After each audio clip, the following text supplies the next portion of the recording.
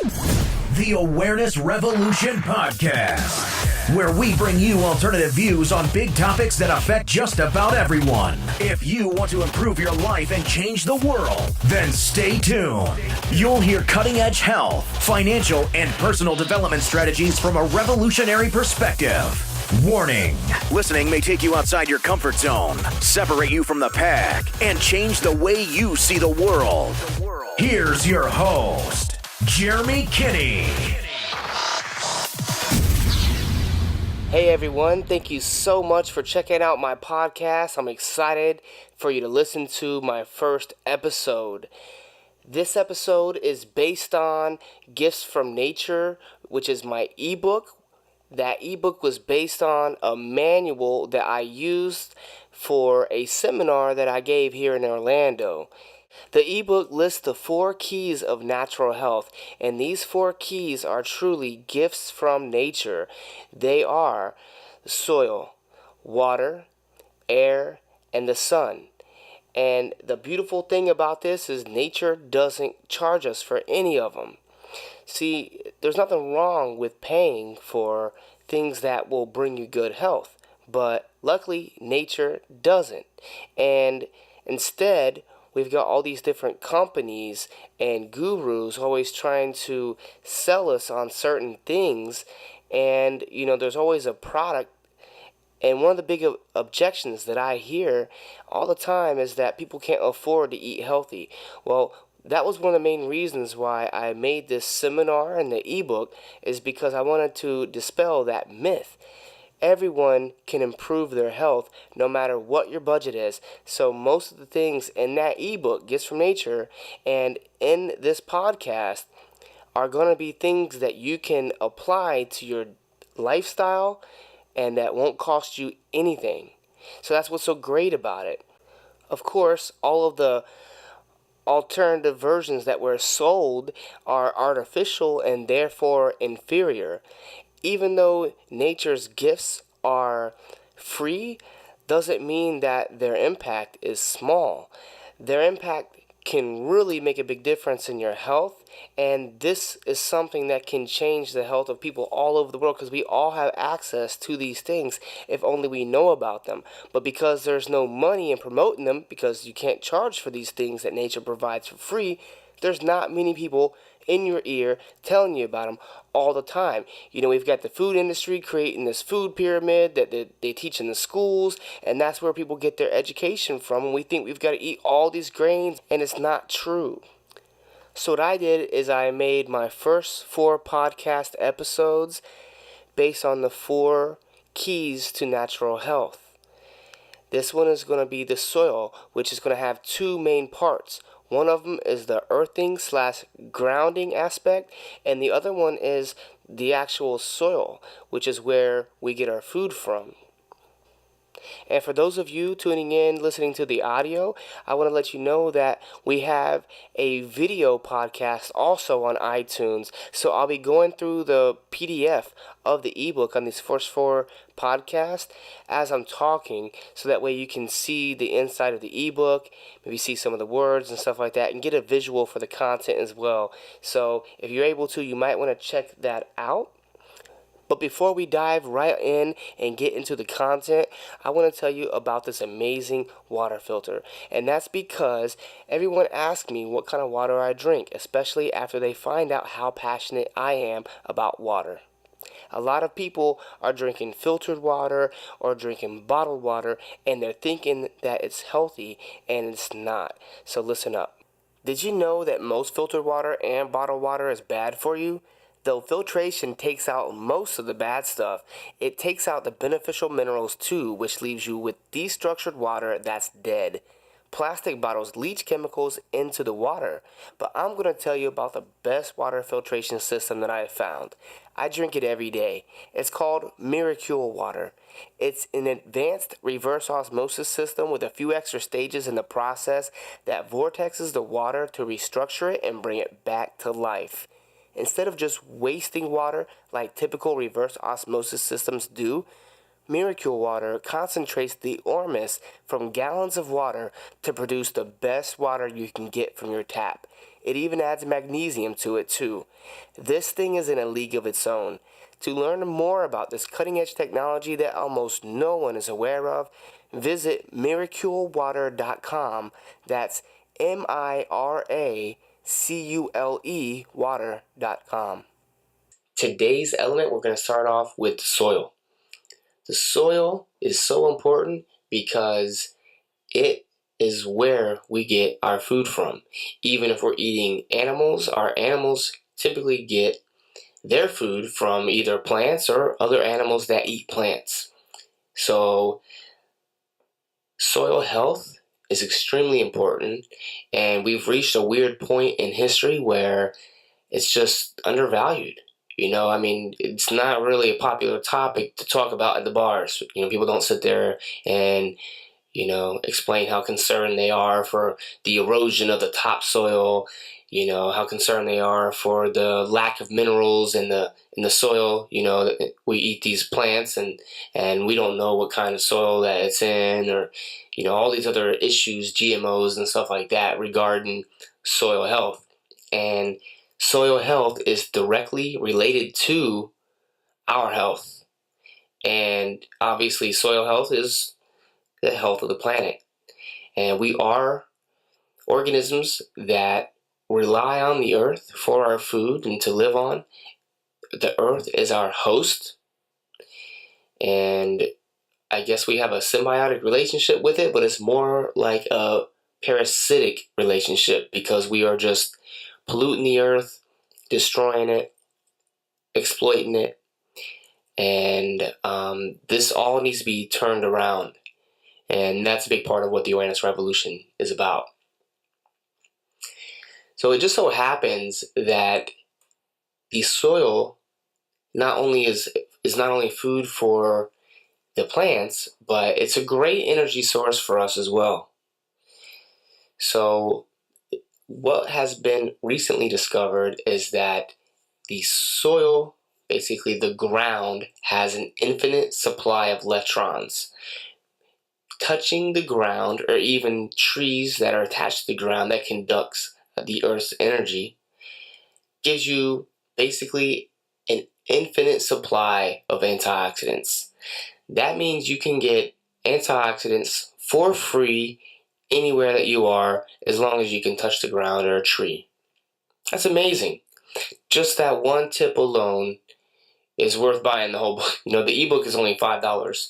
So, just by knowing about this discovery, you can access an infinite supply of antioxidants anywhere in the world just by simply touching the ground. Now, if this hasn't already sparked your interest, this may not even be the right podcast for you, but this is an extremely remarkable discovery and still very unknown. And the simplicity of it, so simple, but yet, so profound. And we're going to get more into that. So it just so happens that on the bottom of our feet is an acupuncture point known as the K1, which the K stands for kidney, the kidney 1. And it's the first point on the meridian system.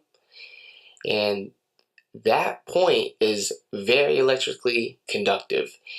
It actually seems to be perfectly placed right there on the foot, so that way the foot can absorb the Earth's energy. See, what happens is the K1 point channels the energy that goes to it from the ground into the other meridians. So the K1 point is like an input, like you plug a USB drive into a computer, and then from that input, it's able to disperse the energy throughout the body. Now, it helps to know a little bit of background on acupuncture. Basically the meridian system is kind of like how we picture blood vessels transporting blood throughout the body and stuff like that. The acupuncture system is based on the meridians, which are invisible tunnels, channels, like blood vessels. But instead of transporting blood, they transport chi. And basically the chi helps move the blood and stuff like that. There's a very complex system. You don't need to know the complex system in Chinese medicine, but it is interesting to know that the K1 is located right there. It's very electrically conductive, so it can easily pick up the Earth's energy and send it throughout the body. So wow, there we go. Here we are, this close to Earth. We basically all live on it, the farther someone is away is in an apartment building or something, in a skyscraper. And, the further that you get away from the Earth, the higher the EMFs will be. There is an electrical charge, and you can actually measure it with a simple electronic voltage meter. And the higher you go from the ground, the higher the electricity is. So it's not good to be living really up high. We want to be down low.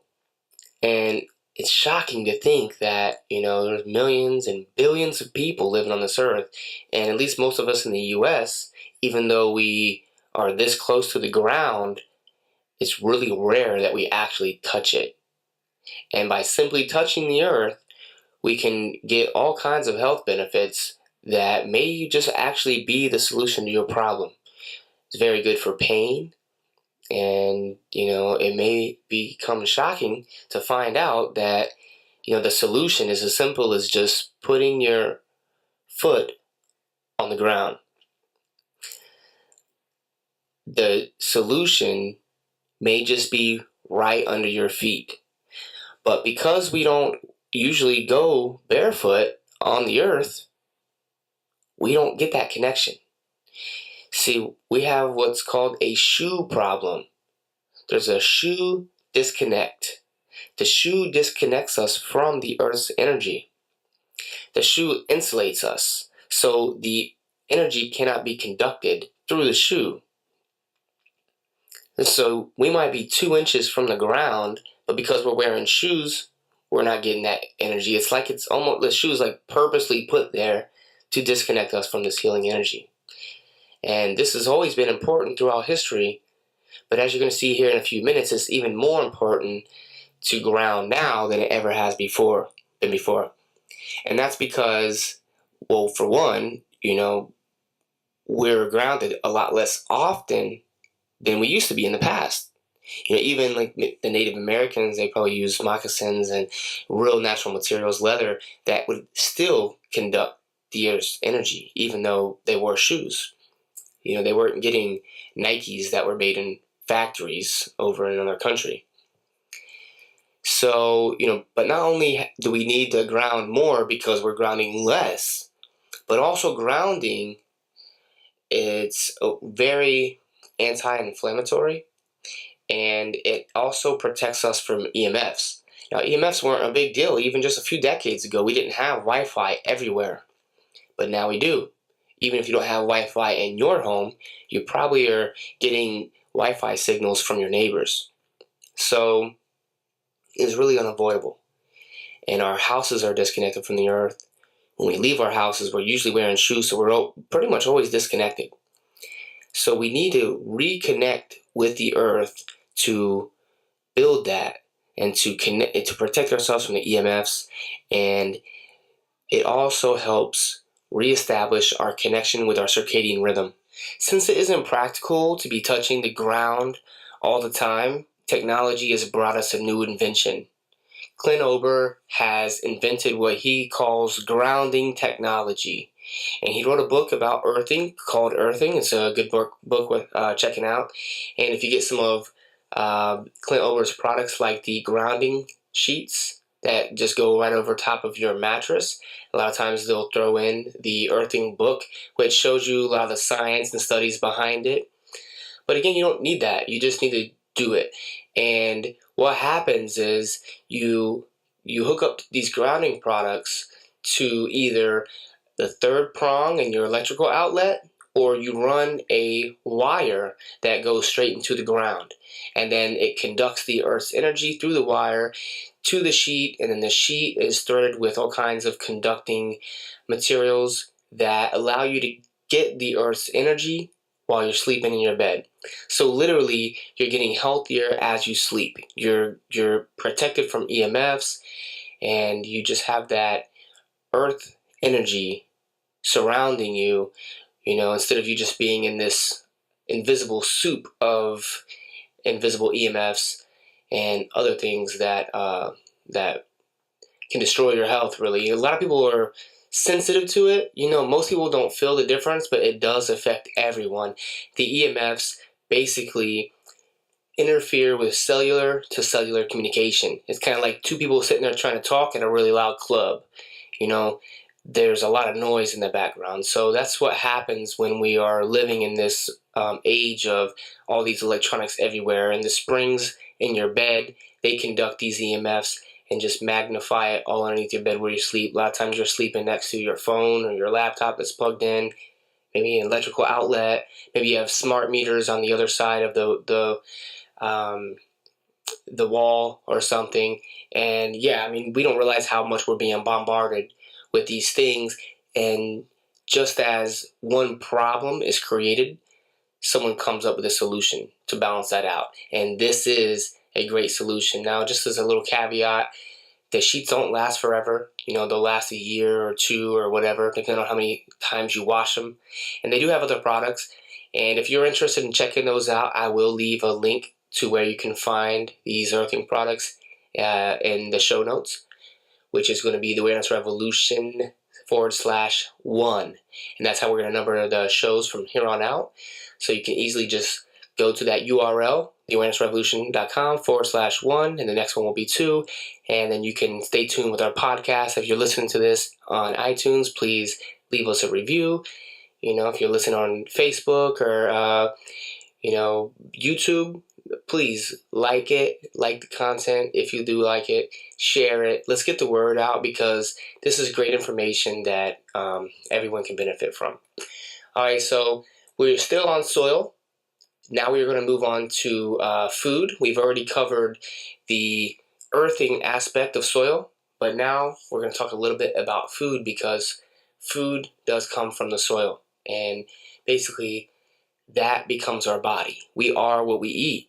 So we basically are products of, what is in the ground. So we want the ground to be mineral rich. So the plants that we eat are mineral rich. So that way we are mineral rich, because, as a lot of these people, like the guy that wrote Dead Doctors Don't Lie, a lot of these people, they come to the conclusion of it all coming down to a mineral deficiency. How much of that is true is still debatable, but there certainly is something to it. There is no doubt that minerals are essential to health, and there's no doubt that our soil is now lacking in minerals due to the agricultural practices. So a lot of this comes down to the business of agriculture. It's great because it's allowed us to be able to feed a lot of people. So we've got a high quantity of food, but not necessarily high quality. And because when you go to the store, you don't see different grades of food. We're just now getting organic food, but that's all you get. You get either organic or conventional. There's no mention of the mineral content. There's no mention of the soil. There's no mention of details like that. You just got to kind of put some blind faith into wherever you're buying it. Hopefully you're buying it from a local co-op or farmer's market where you can talk to the people and that they're taking care of it. But that's usually not the case. So while agriculture has brought us a lot of benefits throughout the years, it doesn't come without its pitfalls. So, one of the things to think about with agriculture is, it's a business, and not everyone in business is looking out for your best health. In fact, that's not their job. Their job is to make money, and it's your job to look out for your own health. So what you have to do is you have to be smart about the way that you eat, the way that you shop, and just the way that you spend your time in general. Because agriculture, they're just going to meet a demand. They're going to provide a supply for the demand. And until everyone is demanding high quality food, people are going to do shortcuts in order to get their food competitive with everyone else. And we can't tell the mineral content by looking at an apple or something. But there is technology now. Now we have Brix meters that you can get, and you can get a pretty good idea of the quality of produce. So luckily technology is helping us in that way, but again, that's still pretty far advanced. Most people aren't doing that. And, when people are in the business of making food, they want to make food that is going to sell. So they want food that's pretty. They want food that is that has shelf life and things like that. And it's just got to make sense, So some of the problems with agriculture is that plants are bred over time for sweetness because people like things that taste sweet. See, in nature, what happens is the plants will develop alkaloids, and the alkaloids keep the animals that are going to eat them, they keep them kind of in check because animals won't eat too much of the same food. And that keeps the animals from eating all of the plant and making the plant basically go extinct, at least in that area. So what happens is when people eat that, they can only eat so much as well. And eventually, if you eat it every day, like we do a lot of the main foods that we do, we're going to start to get some sort of reaction. Our body's going to start steering us away. Well, that's not very good if you're in the business of selling a plant and it has stuff in it that makes your customers not want to eat it regularly. So it makes sense for the business to breed the plants that breed the plants in such a way that remove these alkaloids and other substances. And it makes sense for the people because the people want good tasting food, and they don't realize that maybe this plant has been bred for more sugar and therefore is less healthy.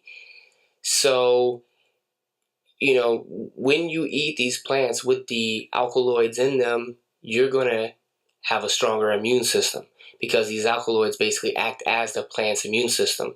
Another discovery is the salvestrols that are found in food. And this is a recent discovery. What salvestrols are basically really, really healthy substances in plants. And what they found is that the plant produces them because they're trying to protect themselves from pests, particularly fungus. So it's also like the immune system for the plant. What that means is if you are growing the plant in a place that doesn't have a lot of these pests like fungus, because you're using fungicides and other pesticides, then the plant doesn't have to develop them. So, it's kind of given a crutch because it doesn't have to, it doesn't. And then these salvestrols, when produced, when you eat them, you take on the immune benefits. So this is one of the unknown things about the organic food that, people are missing. That they're forgetting that, or they don't know that these salvestrols even exist. And if you're eating conventional produce that didn't have this diversity in the ecosystem, because in nature there's all kinds of different things. It's not just monocrops. There's all kinds of different plants and predators and pests and beneficial pests that all form together to form this ecosystem. That's how it's done in nature. And when you grow plants in a way that is different from that, you have repercussions that we're still figuring out. So, there's a bunch of other drawbacks with agriculture too. Modern agriculture does deplete the soil. Our soil is eroded. Its minerals are way less. And therefore, we're not going to be as healthy. It's harder to be healthy when the healthy food in the stores, which is the produce, isn't as healthy as it could be. Not only is the food bred differently, over time they've bred these foods to contain more and more sugar, but also, we're spraying them with pesticides. They're not fighting the fungus, so they're not developing the salvestrols, and all these different things. It just gets worse from there. See, what happens is when the farmers pick the produce, It has to travel sometimes 1,000 miles or even more to where it goes, where it ends up in your store. And then you buy it, you take it home, you put it down in the fridge until it's getting ready to go bad. You see it starting to go bad. You're like, oh, I better eat this. So you're eating the food just before it goes bad. This food had a lot of life force when it was living. And as soon as you pick it, it starts losing its life force. So if you're waiting till it's almost bad, you're waiting till it has almost no life force left. Almost just barely enough life force to keep it alive. And then you're eating it then. So that's one of the problems with the agriculture. By the time, you ship it and you sell it and the person eats it, that's a long time. It's not fresh anymore. Another problem with that is the plants oftentimes aren't picked at peak ripeness. So, when plants become ripe, they usually taste better. And they do that, so that way when to eat them. They reward you for paying attention enough to realize when to pick this fruit or whatever. So another thing that happens is the nutritional content is also higher when the fruit is ripe. And that's another way of rewarding you. But that's not always practical on a large scale. When they're ready to harvest the pineapples or whatever, they're harvesting them. If they're not ripe, they're not ripe. They're close enough. And, the tomatoes are also notorious for this. They spray them with ethylene gas after they arrive where they're going. They pick them unripe and they spray them to help them ripen. And, they're not ripening naturally.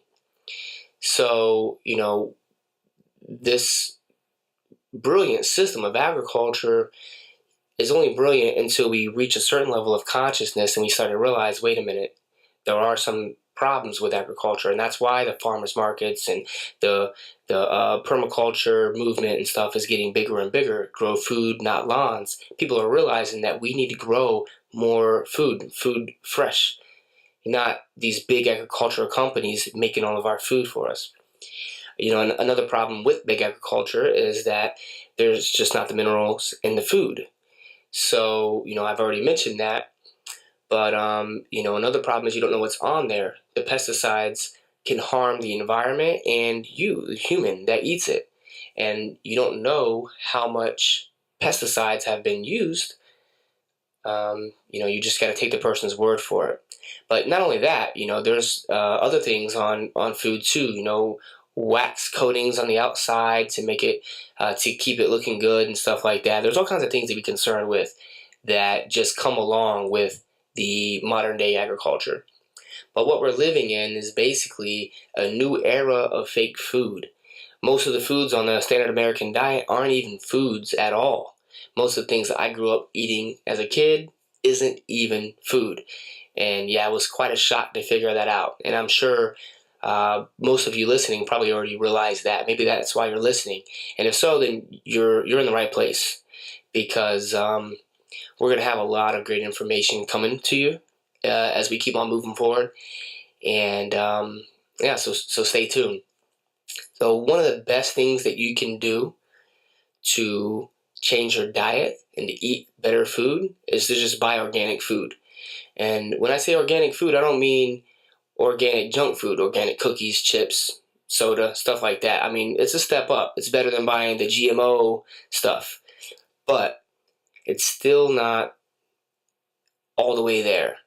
And, even when you are buying organic produce, for the reasons I mentioned before, it's still not good enough. Because, if you're buying it in the store, it's probably mineral rich, it's probably low in minerals, it's not fresh, all these other things. So you at least have to buy organic food, preferably organic produce, high quality food. But if you want to take it the next step further, is you grow your own food. See, growing your own food gives you lots of different advantages. One is you have control over these things that you don't have control over when you're buying food from Big Pharma.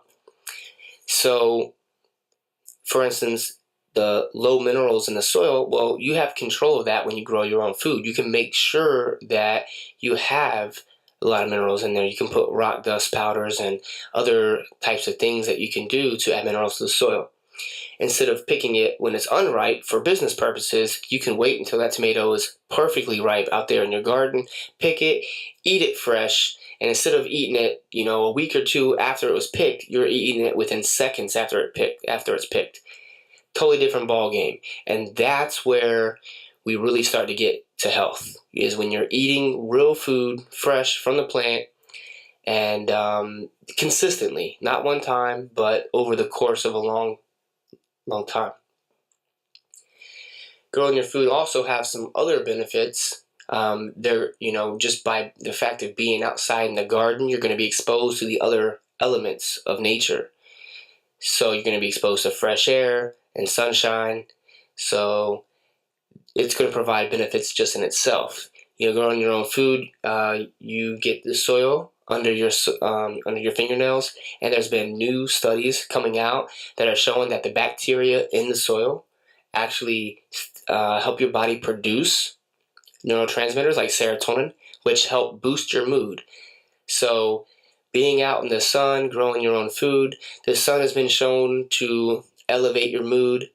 The soil from the bacteria, or the bacteria from the soil also help elevate your mood. So, gardening is like a good form of meditation. You're out there in nature, you're putting all this life and energy into this other life form. And then when you eat it, you get to take in that life that you just created. It's a really good process that, unfortunately, too many people are disconnected from.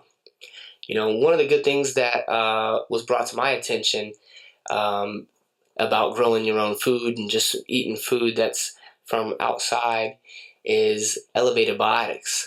Now, the medical medium talks about this. He came up with that term and says that the only probiotics that can survive all the way through your stomach and get all the way to the end of your GI tract into the ileum are these, what he calls elevated biotics. And these are the probiotics that are on plants that are out there in nature. And because they're exposed to the wind and rain and all these different natural elements, they're pretty strong. And they're able to get into this small little part that's at the end of your GI tract and actually produce B12. He says it's the only probiotics that can produce B12 in your body.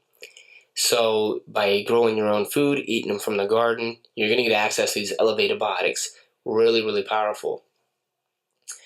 All right, so now that you should be eating organic food and maybe growing your own food, going to farmers markets and stuff like that, we've got to cover what you should eat.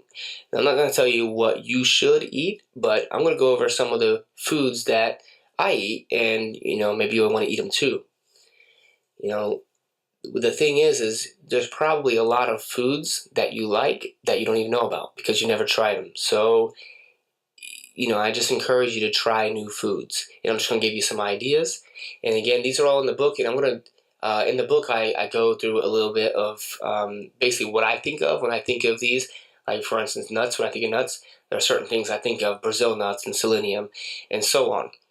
So I mentioned those things just to kind of put it out there, but I'll just go through a list real quick.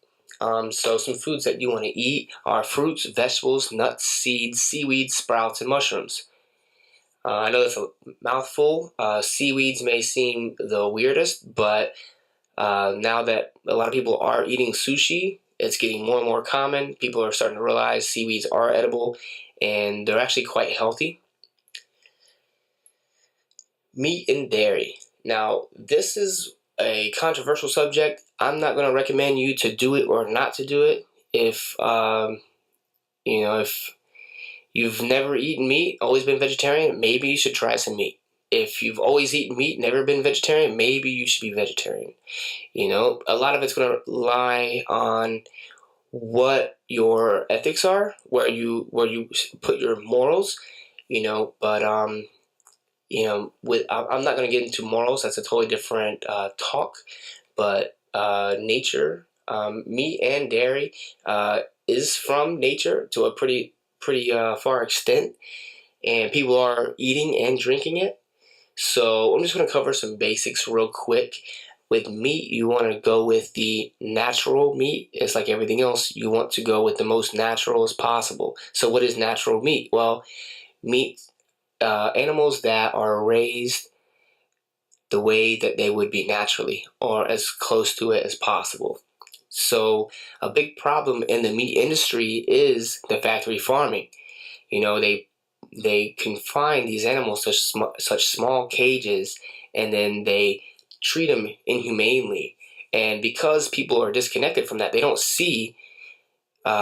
really see how the animals are treated. All they know is they get it on their sandwich at Burger King or something. So, people are just in the dark. They don't know what's going on. But, you want to put the life and energy into your food that you want put into you, because that's essentially what happens. You get the nutrition, but on an energetic level, you're also taking in that energy. If that plant or animal lived a good life, it's more likely to help you live a good life, as opposed to if the plant or animal lived a bad life. Maybe, just maybe, so many of us are living in what could be considered hell on earth, miserable, drama seeking all the time, maybe because we're eating animals that live that kind of life. Who knows? Maybe one day we'll be able to figure that all out, but it's certainly something interesting to think about. So as far as animals, fish are great, but I personally never liked fish, just a preference. But they are great, but the problem now is that the oceans are so polluted with mercury because of coal power plants and stuff like that. But you can still get some pretty clean fish. Some fish are cleaner than others. Some of them accumulate the toxins better than others. Some of them are able to detoxify the toxins more than others. Some areas are more polluted than others. Obviously, you want to get wild fish. Some of the wild salmon fish are marketed as wild, and they're really GMO. That's another one of these scams that they've got going. With beef, you want to get grass-fed. Not only grass-fed, but grass-finished. That's important, because now people are catching on. Oh, okay, I want to eat the grass-fed beef. So these companies are always trying to stay one step ahead of people's consciousness and basically mislead them, deceive them. So they're marketing their stuff as grass-fed because it maybe had a chance to eat some grass, but then they're still feeding them GMO food. At least at the end of their life. Maybe they're grass-fed early, and then at the end of their life, they give them some grains or something. So you want to eat some beef that it has grass-fed and grass-finished. And, as far as milk, you want to go with raw milk if you're going to drink it. Raw milk is a lot healthier. It's full of probiotics. You can culture it, make some kefir. Colostrum is even healthier, just a little bit, and it has a transfer factors to transfer the immune system, and the transfer factors do transfer from the cow to a human. They have figured that out. But besides these domesticated plants and animals, where it's really at is wild food. Now, the great thing about wild food is it's the best of all because it's the most natural. Plants have to be pretty tough, animals too, to live in the wild. And, so if you eat those plants and animals, then you'll be tough as well. It's pretty simple as that. So wild food is superior, and best of all, it's free. Now, you can learn to identify wild plants in your area. Maybe there's herbalists that give talks. Maybe there's videos online, books you can buy. In a food crisis, if there's no food at the grocery store, being able to walk around and identify edible plants will become a life-saving skill.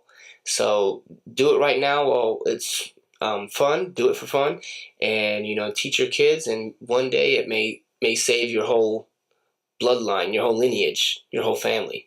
You never know, but it's an important skill, and it's something that we should do is be eating some wild plants. So I encourage you to look at it. All right, now enter the superfood revolution. Superfoods are the most nutrient-dense foods in the world. They come from all corners of the world, and they just pack the most punch. You see, the problem with the American diet is we eat a lot of food with a little bit of nutrition. Superfoods are the opposite. They're a little bit of food with a lot of nutrition. So David Wolfe wrote a book, Superfoods. He listed his top 15 foods in there, and I trust his judgment, and I can pretty much say that these 15 foods are really good foods. So I've been eating them for a while now and haven't had a problem. Have nothing but good to say about it. And I've listed them in my book. If you're interested in learning more, I'll put a link to my, I wrote a blog post where I talk about the superfoods, a little bit about them, and where to get them, because there's all different types, there's different forms, there's different places to buy them, different brands and stuff like that. So I have some links of some products that if I were to buy that superfood, that's what I would buy. Super herbs are basically the same thing, but instead of food, they are herbs. They're more medicinal. They're your medicine as opposed to your food. They're also important in this day and age where people are sicker than ever before. We're being subjected to so much stress and so many different problems on the body. The superfoods help balance that out and combat that. And a notable category of super herbs is the medicinal mushrooms. Medicinal mushrooms are herbs, but they're in a class of their own. The medicinal mushrooms generally grow on trees, but not always. Some of them, like the Agaricus blazei, grows on the ground, but most of them are tree mushrooms, and they're extremely safe. Some of them don't even taste like mushrooms. Some of them don't even look like mushrooms. So even if you don't like mushrooms or something like that, then I would still check it out. I would still consider it, even if you're allergic. I would maybe try a little bit or something like that, because this is definitely a group of herbs that you definitely want to check out. You definitely want to get these things in your body. You can buy them in capsule form. You can buy them in tincture form. You can buy them and you can make your own tinctures. You can grow them yourself at home. Some of these species of them. So yeah, I also have a page that I will link to and this in the show notes that will take you to the page that I did on medicinal mushrooms. That pretty much sums up the basics of the soil as an element for natural health. I hope you enjoyed this podcast. Please share it, comment, and feel free to let us know what you think. Let us know any way that we can improve. If you got ideas for future shows, also feel free to let us know. Keep on learning, keep on growing, and I just want to welcome you to the Awareness Revolution. Thanks for tuning in to the Awareness Revolution podcast. Be the change you wish to see in the world.